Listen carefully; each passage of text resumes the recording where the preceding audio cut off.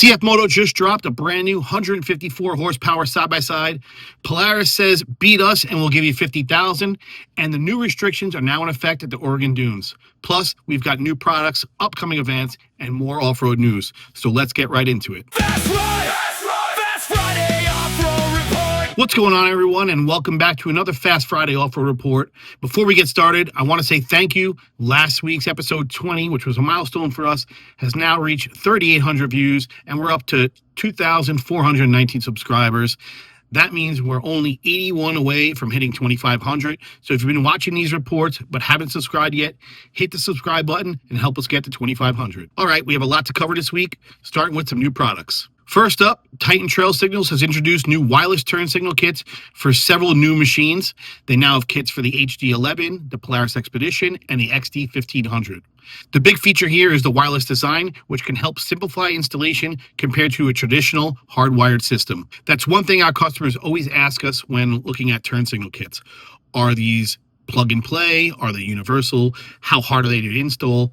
So, we sell tons of different brands of turn signal kits, but something like this new wireless design is going to be your easiest, simplest plug and play setup to install on your machine. Next, Dirt Warrior Accessories has released an overland bed extender for the Polaris Expedition ADV. The Expedition ADV obviously gives you a fully enclosed rear cargo area, but that can also limit what you carry. So this system is designed to extend that cargo capability for larger gear and higher capacity items, as well as your overlanding setups. AXEL Off-Road also has a carbon fiber version of its Grit DOT helmet. It's aimed heavily at the UTV and off-road market, and the carbon fiber version is currently listed at around $239. So if you're looking for a lightweight carbon helmet, there's another new option that you can check out. Next up, DRT Motorsports already has new accessories hitting the market for the recently released H2, but one of the latest is their tire carrier and trunk enclosure system. It gives H2 owners a way to carry a spare tire while also creating a more usable enclosed storage area. In the rear of the machine, it's pretty crazy how quickly we've already seen aftermarket support for the new H2 model. And finally, ZBROZ Racing has released their Exit X1 shocks for the Kawasaki Ridge. They have both front and rear applications available, giving Ridge owners another aftermarket suspension option. And that wraps up this week's new products. Industry news. Now let's get into our biggest story this week, because yet again we have another major new side-by-side announcement. This time it's from CFMOTO. CFMOTO has officially unveiled the new XFORCE X10 and XFORCE X10-4. These machines are making a pretty big statement. The headline number is 154 horsepower. The XFORCE is powered by a turbocharged engine, and CFMOTO is positioning this as an adventure-focused, high-performance side-by-side. And that's what makes this machine pretty interesting, because we're seeing more manufacturers blur the lines between sport machines and these larger, more comfortable adventure machines and overland machines. You have machines like the Expedition and the Ridge, the Ranger, they're all HVAC machines. And now CFMOTO is coming into that conversation with 154 horsepower. And CFMOTO has been very aggressive lately. Their machines have continued to move up market. The performance numbers continue to climb, and now they're clearly showing that they want to compete with some of these big higher end segments. Although the XFORCE does not have HVAC, it will be available in both a 2 and 4 seat configuration. Personally, I think it's going to be a very interesting machine to watch, especially once people actually get behind the wheel and we start seeing some real-world comparisons, because specs on paper are one thing, but ride quality, fit finish, your dealer support, reliability, and how these machines hold up are ultimately what buyers are going to care about. But 154 horsepower definitely gets people's attention. So we're going to be coming back to the XFORCE for this week's question of the week. Speaking of CFMOTO, they had another interesting announcement this week. CFMOTO is making a move into the pro side-by-side racing circuit with Van Empering Racing and the ZFORCE Z10. I don't think we need to spend a ton of time on this one, but it's interesting when you look at the bigger picture. CFMOTO isn't just launching high-performance machines, they're also putting the brand into competition where they can prove what these machines can do. Definitely something we'll be watching. Here's another story we came across that I thought was pretty cool. Polaris has said, basically, beat us and we'll give you $50,000.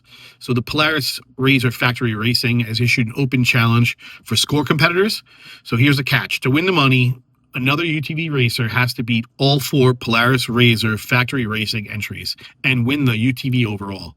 Do that, and Polaris will pay you $50,000. The first opportunity will be at the Baja 400 in September, and if no one pulls off, the challenge moves on to the Baja 1000. I have to admit, I love this idea, but basically you're saying we're confident enough in our race program that we'll put $50,000 on the line. So now the question is, can someone take it? I guess we'll just have to watch and see. So now we need to talk about a pretty important land access story happening right now at the Oregon Dunes. A federal judge has ordered a new temporary restriction aimed at protecting habitat for the threatened coastal marten. And the Forest Service has now put those restrictions into effect. 2 areas are currently closed to motorized use: Banshee Hill and a portion of the southwest edge of the, I know I'm going to butcher this, Umpqua Dunes.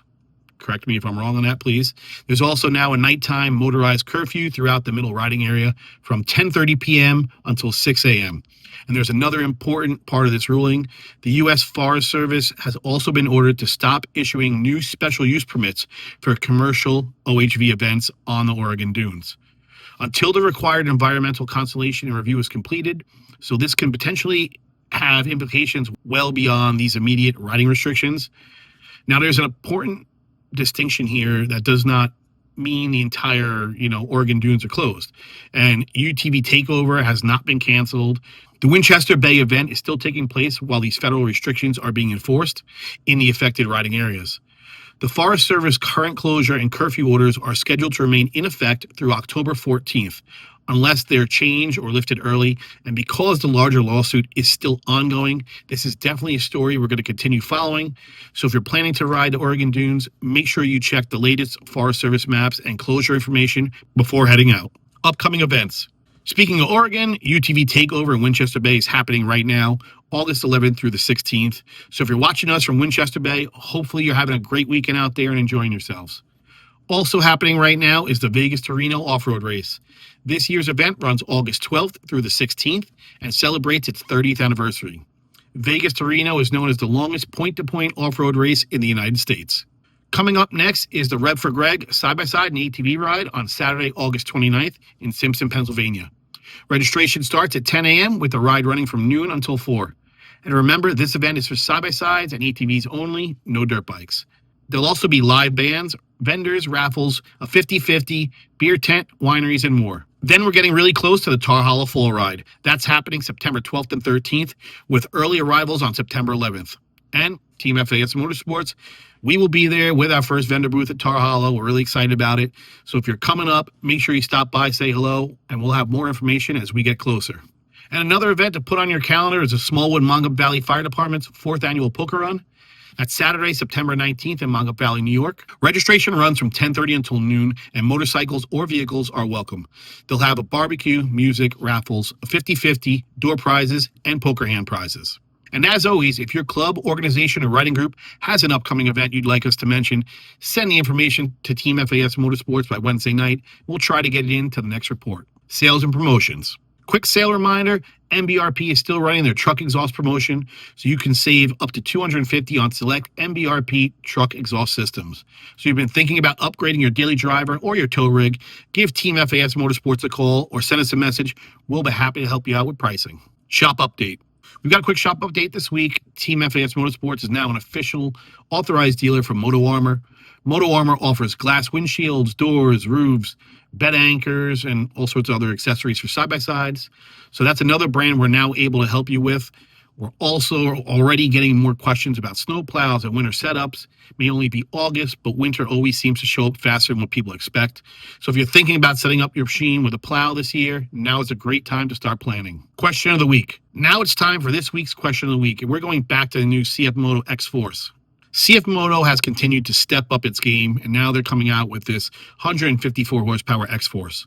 So here's my question.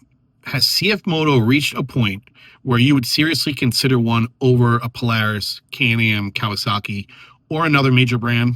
And if the answer is no, what would CFMOTO have to do to change your mind? Let us know down in the comments. I'm really interested to see the answers to this one. All right, that's going to do it for episode 21 of the Fast Friday Off-Road Report.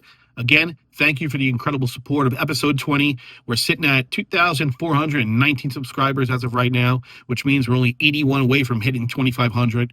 So if you enjoy the report, hit the subscribe button, give the video a like, share it with somebody who's into the off-road world, and don't forget, you can check out our affiliate links and our FAS merchandise in the description below. Every bit of support helps us continue putting these reports together every single week. Thanks again for watching, and we'll see you next Friday. Fast Friday Off-Road Report.